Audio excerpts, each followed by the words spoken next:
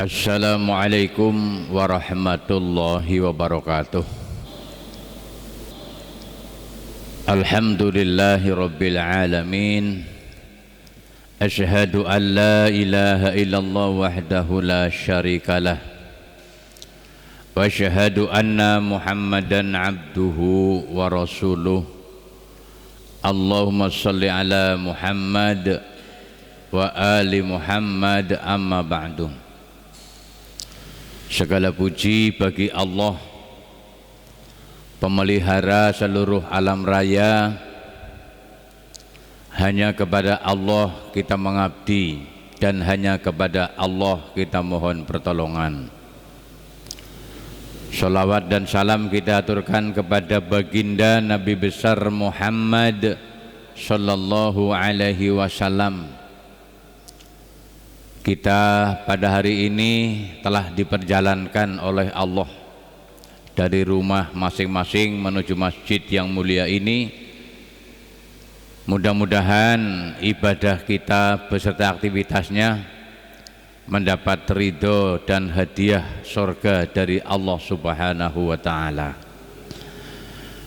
Mari kita awali kajian pagi ini dengan membaca basmalah bersama-sama. Bismillahirrahmanirrahim.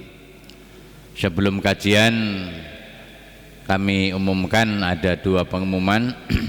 Yang pertama, ada permohonan bantuan wakaf dari pondok pesantren yang di Banjarkembar. Monggo nanti ada kupon beredar, panjenengan dimohon keikhlasannya untuk bantuan karena sedang pengadaan tanah untuk pembuatan aula pesantren tersebut. Yang kedua, Bapak kita, Ketua Yayasan sedang sakit, mudah-mudahan diberikan kesembuhan oleh Allah Subhanahu wa Ta'ala.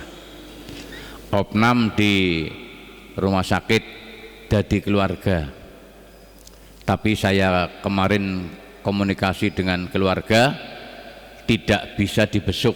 Jadi seluruh rumah sakit memang begitu aturannya. Jadi dari Ibu Mulyono mohon doa, mudah-mudahan beliaunya segera sembuh dari segala penyakitnya.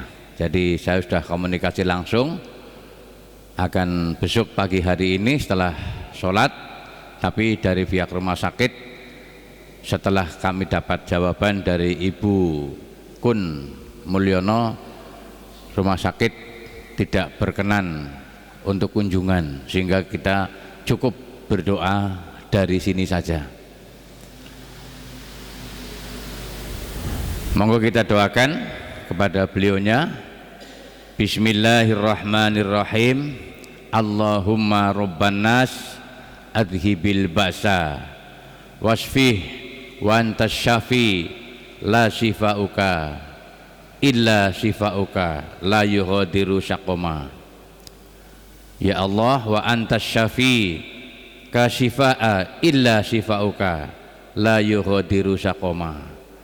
Wa antas syafi la shifaa illa shifauka la yughadiru syaqoma. Amin.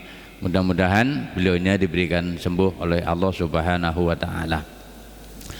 Kemudian mari kita lanjutkan materi saya kemarin pada maghrib. Karena kemarin hujan, beberapa jamaah juga cenderung ada di rumah. Mari kita lanjutkan dan kita ulangi lagi. Materinya pada pagi hari ini adalah wajibuna nahwar rasul, kewajiban kita kepada Rasulullah Shallallahu Alaihi Wasallam. Rasul sebagai utusan Allah yang kita yakini menyampaikan risalah Allah kepada semua manusia dengan tujuan manusia selamat di akhirat, selamat di dunia. Sehingga setiap saat kita berdoa, Rabbana atina fid dunya hasanah wa fil akhirati hasanah wa qina adzabannar. Kita sebagai muslim telah berikrar. Dua kalimat syahadat itu merupakan ikrar kita. Al-qasam, janji dan sumpah kita. Al-mitsaq, sebuah perjanjian agung. Jadi syahadat itu kandungannya adalah al-iqrar, ikrar kita kepada Allah, kepada Nabi Muhammad, al-qasam, sumpah dan janji. Kita sudah mengikat janji, bersumpah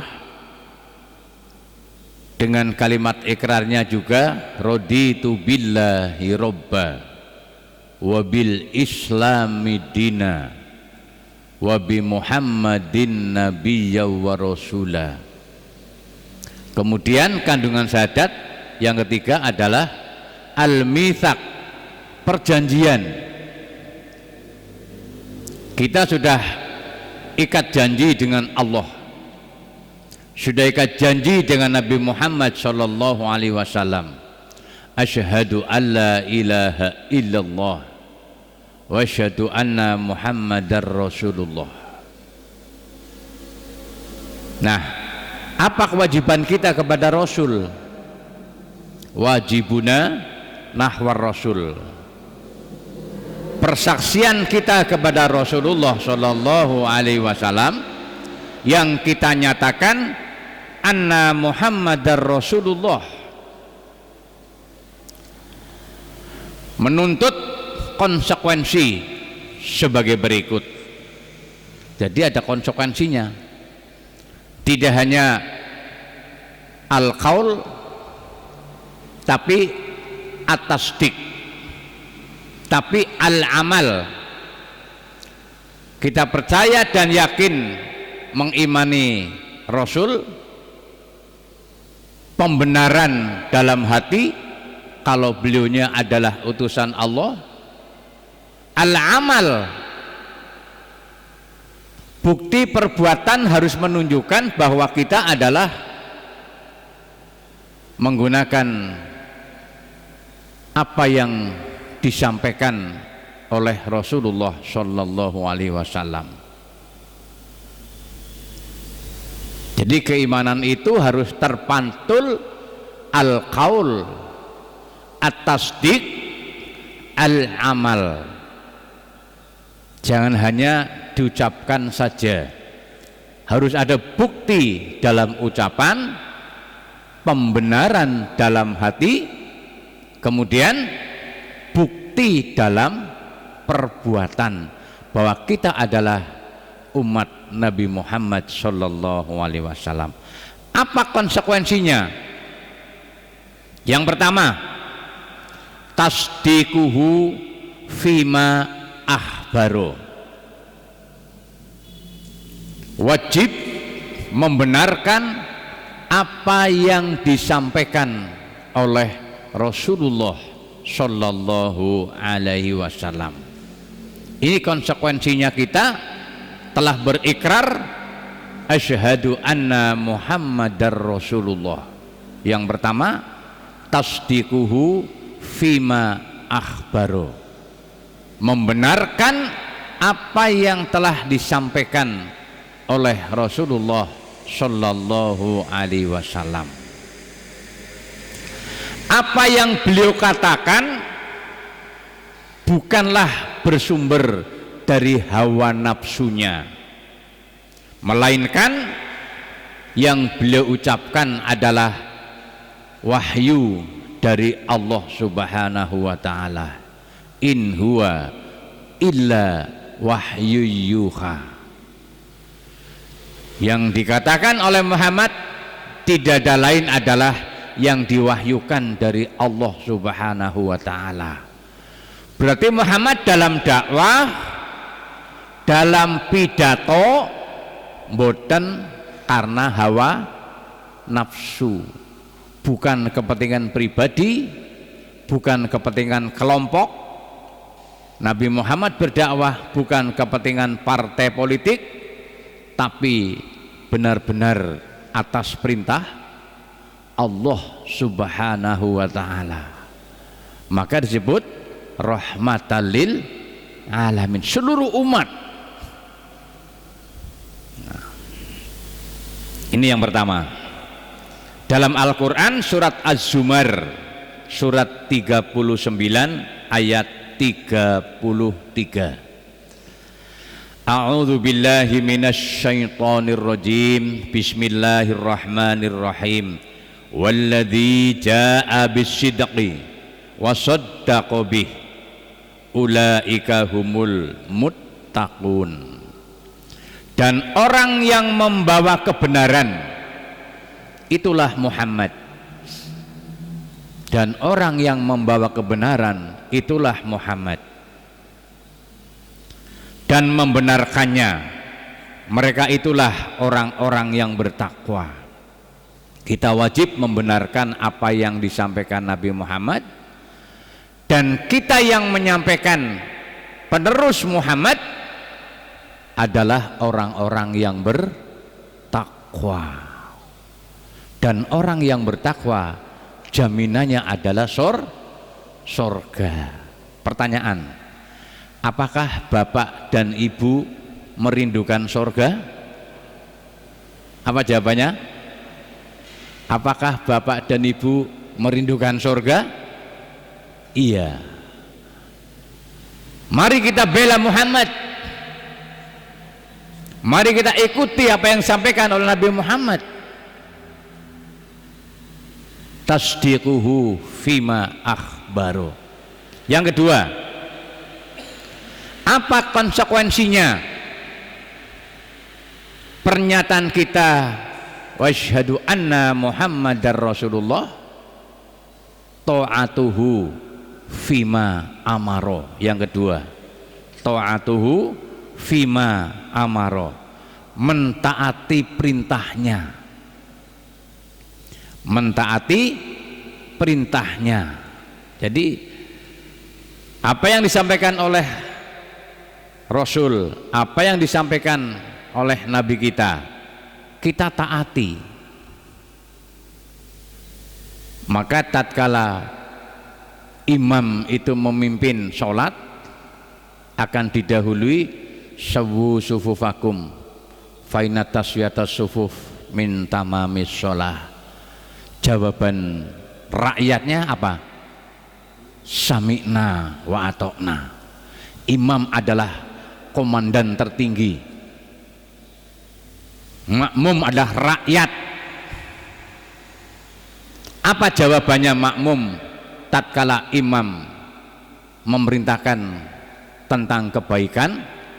Maka jawaban kita tidak ada lain, hanya sami'na, kami dengar, wa atokna, dan kami taat.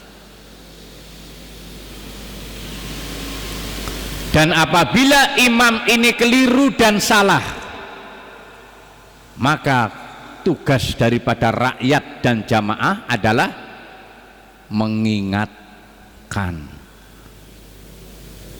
Subhanallah, pakai prosedur, cara mengingatkan kepada komandannya, kepada atasannya, kepada pemimpinnya, tidak semaunya sendiri, tapi menggunakan prosedur yang benar. Maka diajari oleh umat Islam, di kapan pimpinanmu salah dan khilaf, tugasmu hanya sebatas mengingatkan. Subhanallah. Ibu tepukan tangannya, itu pun perwakilan. Kata Nabi, tidak semuanya menyampaikan subhanallah, subhanallah, subhanallah imam, subhanallah. Tidak. Karena imamnya bingung, suwe-suwe imamnya balik kanan, wis krungu. Kan begitu. Jadi cara mengingatkan imam pun harus pakai prosedur. Maka namanya jamaah itu tidak bergerak semaunya sendiri, tidak mendahului dan tidak memperlambat. Dan seluruh rakyat jamaah itu tidak bergerak semaunya sendiri. Betul? Manut dengan imamnya. Maka filosofi sholat jadikan pelajaran dalam kita bermasyarakat, berbangsa dan bernegara.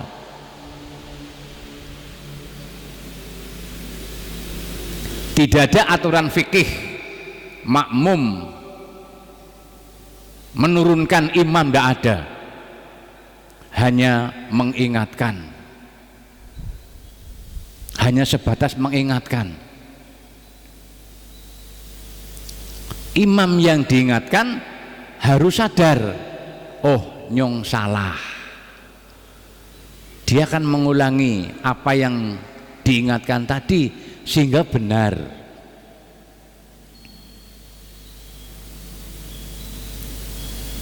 Ini dalam kita sholat berjamaah, ta'atuhu fima amaro. Innama kana qaulal mu'minina idza du'u ilallah wa rasulih liyahkuma bainakum ayyaqulu sami'na wa ata'na. Al-Quran surat 24 ayat 51.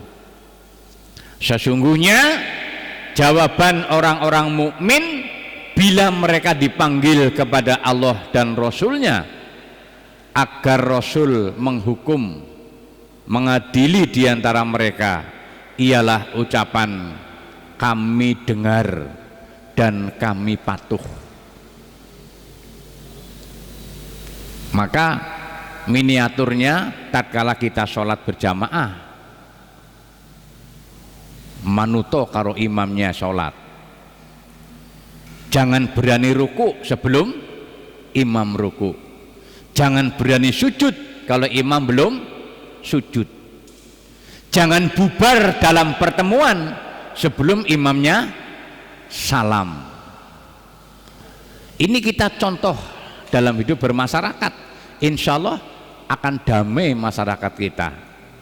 Ya.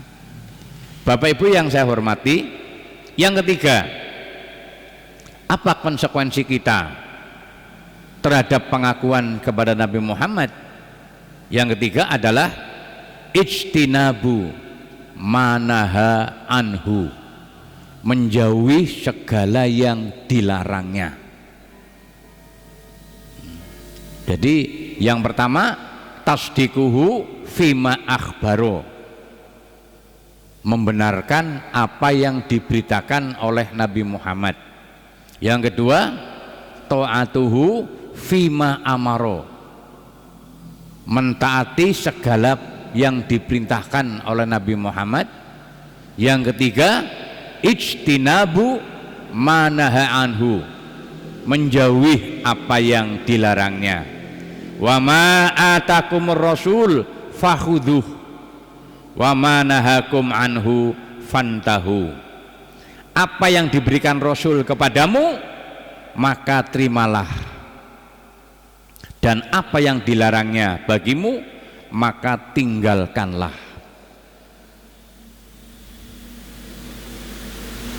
Yang diperintahkan Rasul itu apa? Hidup rukun, hidup damai, hidup berdampingan dengan saling menghormati. Pengakuan terhadap ibadah orang lain dalam arti kita menghormati bahwa di dunia ini memang berbagai macam agama. Maka ada masjid, ada gereja, ada pura, ada wihara, ada kelenteng. Ya ayyuhal kafirun la a'budu ma ta'budun wala antum abiduna ma a'bud. wala ana abidum ma abatum wala antum abiduna ma a'bud lakum dinukum waliyadin. Itu surat Al-Kafirun, itu ayat pertahanan. Allah ngomong kepada umat manusia biar tidak gontok-gontokan.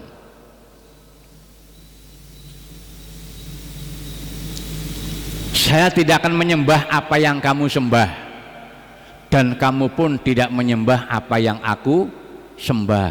Aku Muslim, saya harus ke masjid. Kalian Kristiani, silahkan ke gereja. Kalian Buddha, silahkan ke wihara. Kalian Konghucu, silahkan ke kelenteng. Allah mengatakan, lakum dinukum waliyadin. Bagimu agamamu dan bagiku agamaku. Itu firman Allah. Dan Allah Maha tahu penduduk dunia ini tidak Muslim semua. Dan itu sejak zaman Kanjeng Nabi, bukan hanya sekarang saja. Maka ayat-ayat pertahanan, ayat-ayat keamanan diturunkan oleh Allah. Maka tatkala Muhammad dihentikan untuk berdakwah oleh orang-orang kafir, Muhammad bukannya berontak, Muhammad bukannya membalas dengan fisik, tapi Allah menurunkan surat Al-Kafirun agar antar umat beragama rukun dalam hidup di alam semesta ini. Kita beribadah di kandang masing-masing, tapi dalam bermuamalah kita bersama-sama. Dalam beribadah, yang Muslim kandangnya nang masjid, yang Kristiani kandangnya nang gereja, yang Hindu kandangnya nang pura, yang Buddha kandangnya nang wihara, yang Konghucu kandangnya nang kelenteng. Begitu keluar dari sana, belanja bareng-bareng di pasar. Yang bangun gereja butuh semen, beli di toko semen. Kita yang butuh emas, ibu-ibu beli emas di pasar Wage, karena Pak Muludin tokonya tidak di Purwokerto. Ya kan? Yang jual emas di pasar Wage sinten? Ini dalam urusan dunia. Tapi dalam urusan akhirat kita punya pos masing-masing. Lakum dinukum waliyadin. Ini maka wa ma atakumur rasul fakhudhuh wa ma nahakum anhu fantahu. Apa yang diberikan Rasul kepadamu, maka terimalah. Rasul mendapat wahyu surat Al-Kafirun tatkala geger dengan orang kafir, berada di kediaman Abu Thalib dan orang kafir. Hentikan Muhammad dakwahmu. Muhammad nggak melawan, tapi diatur oleh Allah, karena apa yang dikatakan Muhammad adalah wahyu dari Allah. Muhammad dalam ngendikanipun tidak sembarangan, pakai tuntunan, pakai jalur yang benar. Maka sejarah asbabun nuzul, turunlah surat Al-Kafirun. Bapak dan Ibu yang saya hormati, sekarang yang keempat, apa konsekuensinya kita bersyahadat asyhadu anna Muhammadar Rasulullah? Yang keempat adalah la na'budallah illa bima syara'a. Tidak beribadah kecuali yang disyariatkan. Maka syariat kita ya Muslim ya di masjid. Jangan sampai Muslim beribadah di gereja. Jangan ada orang di gereja ibadahnya di masjid. Jadi kita punya apa namanya, benteng. La na'budallah illa bima syara'a. Tidak beribadah kecuali dengan apa yang disyariatkannya. Dari ibadah niku mboten saged ngarang-ngarang, harus merujuk kepada apa yang disampaikan oleh Nabi Muhammad. Ya ayuhan nabi, inna arsalnaka syahidan. Wahai nabi, sesungguhnya saya utus kamu di dunia itu syahidan, sebagai saksi. Saksi niku napa? Rujukan. Napa Pak? Rujukan. Panjenengan ada keperluan tanpa ada rujukan orang ditampa. Padane arep kontrol jantung. Panjenengan arep mengaring rumah sakit Margono misalnya. Biasanya kontrolnya di Teluk. Harus membawa apa? Rujukan. Rujukan sebagai bukti panjenengan benar-benar dalam jalur kesehatan itu. Nanti Muhammad juga sebagai saksi dalam kita beribadah. Orang mau nikah, tatkala ijab kabul ada saksi. Saksi mempelai laki-laki, saksi mempelai perempuan. Saksi itu rujukan. Rujukannya wali yang akan menikahkan. Jadi Muhammad adalah ya ayuhan nabi inna arsalnaka syahidan. Berarti nopo? Seluruh ibadah kita kok rujukannya tidak dari Nabi Muhammad, itu salah. Itu yang dimaksud. Maka la na'budallah illa bima syara'a.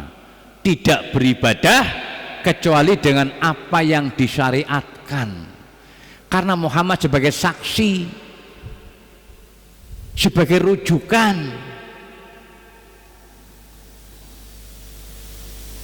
Ini, maka di mana kita berbuat atau transaksi itu perlu saksi. Ya, pengadilan pun tidak berani menjatuhkan vonis hukuman sebelum ada dua saksi. Saksi itu sebagai rujukan. Hakim nggak berani, dia minta alat bukti dulu. Kita sholat tidak dianggap benar kalau Muhammad tidak berani menyaksikan, tidak berani menjadi saksi. Ibadah kita nggak akan benar.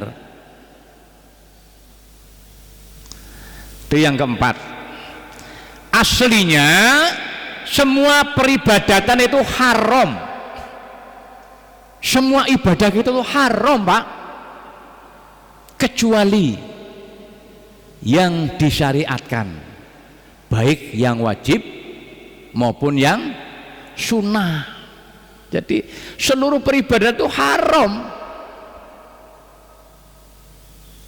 tidak diterima oleh Allah kecuali yang disyariatkan, baik yang wajib maupun yang sunnah. Jadi konsekuensi kita kepada Nabi Muhammad, pernyataan asyhadu anna Muhammadar Rasulullah, yang pertama tasdikuhu fima akhbaro, membenarkan semua yang diberitakan oleh Nabi Muhammad. Yang kedua ta'atuhu fima amaro, mentaati segala perintahnya. Yang ketiga ijtinabu manaha anhu, menjauhi segala yang dilarangnya. Ya, jangan kamu menfitnah orang lain, jangan kamu mengadu domba, jangan kamu menjelek-jelekan orang lain. Nih, janganlah kamu dengki, janganlah kamu dendam. Ini dilarang oleh Nabi. Itu namanya penyakit rohani yang hanya bisa diobati dengan ibadah.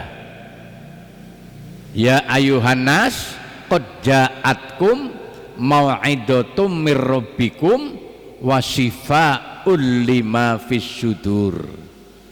Jadikan Quran sebagai pelajaran, jadikan Quran sebagai penyembuh, wahudan, jadikan Quran sebagai rambu-rambu, sebagai petunjuk, jadikan Quran sebagai peta dan kompas, warohmah. Dan Quran adalah bentuk kasih sayang Allah kepada kita semuanya. Tapi tidak semua orang mau menerimanya. Maka Allah berfirman, lil mu'minin, bagi orang-orang yang beriman. Jadi jadikan Quran sebagai pelajaran, sebagai bahan ajar. Jadikan Quran sebagai penyembuh, jadikan Quran sebagai rambu-rambu, jadikan Quran merupakan rahmat dari Allah Subhanahu wa ta'ala. Jadi insya Allah kalau kita berpedoman Quran sebagai pelajaran, Quran sebagai penyembuh, Quran sebagai rambu-rambu, kompas dan peta, Quran adalah rahmat dari Allah, insya Allah kita selamat. Ya. Jangan suka menjelekkan orang lain, tapi jelekkanlah dirinya sendiri. Saya masih jelek di hadapan orang lain. Jangan suka memfitnah, tidak boleh menfitnah kepada orang lain. Tidak boleh kita adu domba. Ya. Ini yang dilarang oleh Rasulullah Shallallahu Alaihi Wasallam. Oleh karena itu, selanjutnya kewajiban seorang mukmin kepada Rasul, apa yang harus kita praktekkan dalam hidup ini? Al imanu bih, mengimani Rasul, karena masuk rukun iman. Yang kedua, mahabbatuh, mencintai Rasul. Yang ketiga, takdimu, menghormati, mengagungkan Rasulullah. Dan yang keempat, menolong dan membelanya. Nusratuhu wa ta'ziruh, menolong dan membelanya. Bagaimana cara membela dan menolong Rasul? Ya kita berselawat, ya, menegakkan aturannya. Innallaha wa malaikatahu shalluna 'alan nabi ya ayyuhalladzina amanu shallu 'alaihi wasallimu taslima. Allah berselawat kepada Nabi. Para malaikat juga bersolawat kepada Nabi. Wahai orang-orang yang beriman, bersolawatlah untuk Nabi Muhammad Sallallahu Alaihi Wasallam. Perbanyak solawat, perbanyak zikir. Ini cara mengagungkan Rasul. Maka tatkala ada fitnah yang datang, Rasul tidak diperintahkan menyerang. Rasul tidak diperintahkan menyerang dengan fisik, tapi apa? Allah berfirman dalam surat Al-Maidah ayat 13, fabima naqdihim mitsaqahum la'annahum wa ja'alna qulubahum qasiyah yukharifunal kalima amma wadihi wa nasu haddo mimma dzukiru bih wala tazalu tadali'u ala kha'inah minhum illa qalila minhum fa'fu anhum wasfah innallaha yuhibbul muhsinin. Tatkala Nabi dihina, tatkala Nabi dicemoohkan oleh orang lain, apa kata Allah? Karena mereka melanggar janjinya, kami kutuk mereka dan kami jadikan hati mereka keras membatu. Maka orang-orang yang nggak senang sama Nabi itu keras, ya, hatinya seperti batu. Mereka suka berubah perkataan dan berubah tempat-tempatnya. Kadang-kadang bela Nabi, kadang-kadang ora. Kadang-kadang menjelekkan Muslim, kadang-kadang senang. Orang-orang itu bolak-balik kalimatnya, ya, ada kan di medsos itu yang bolak-balik. Itu kata Allah. Dan mereka sengaja melupakan sebagian dari apa yang mereka telah diperingatkan dengannya. Padahal peringatan Allah jelas di mana-mana. Tapi dia melupakan, bukan lupa tapi melupakan. Dan kamu Muhammad senantiasa akan melihat pengkhianat dari mereka. Muhammad diberitahu oleh Allah, Muhammad, kamu kelak akan melihat para pengkhianat-pengkhianat kalian. Yang kemudian diteruskan oleh Allah, kecuali sedikit di antara mereka yang tidak berkhianat. Ini. Jadi yang tidak berkhianat adalah illa qalilam minhum. Yang tidak berkhianat cuma sedikit. Ini. Maka kalau kita lihat di Indonesia khususnya, yang menjelek-jelekan umat sendiri juga umat sendiri, ya. Apa kata Allah? Fa'fu anhum wasfah innallaha yuhibbul muhsinin. Maka maafkanlah mereka dan biarkanlah mereka, sesungguhnya Allah menyukai orang-orang yang berbuat baik. Nah, ini. Jadi intinya apa? Kita menjadi orang harus menjadi pemaaf. Tatkala kita dihina orang, maafkanlah orang yang menghina kita. Pada waktu kita diolok-olok orang lain, maafkanlah orang itu agar mereka kembali ke jalan yang benar. Ini firman Allah, Al-Maidah ayat 13. Jadi Allah mengatakan yang tidak berkhianat kepada Muhammad hanya sedikit. Mereka yang munafik berkhianat kepadamu, fa'fu anhum, maafkanlah mereka. Wasfah, biarkanlah mereka. Jurna baik, ngotili sadar dewek, kan begitu loh. Jurna baik itu kok sadar dewek. Innallaha yuhibbul muhsinin. Sesungguhnya Allah menyukai orang-orang yang berbuat baik. Demikian Bapak Ibu yang saya hormati, mudah-mudahan apa yang saya sampaikan pada hari ini, kewajiban kita kepada Rasulullah Muhammad sallallahu alaihi wasallam kita laksanakan di lapangan, jangan melebihi batas, jangan melebihi kewenangan. Semua ada aturannya sehingga kita disegani oleh orang lain, menjadi contoh, menjadi teladan dalam sikap dan perilakunya. Mudah-mudahan bermanfaat. Subhanakallahumma wa bihamdika asyhadu an la ilaha illa anta astaghfiruka wa atubu ilaih. Alhamdulillahi rabbil alamin.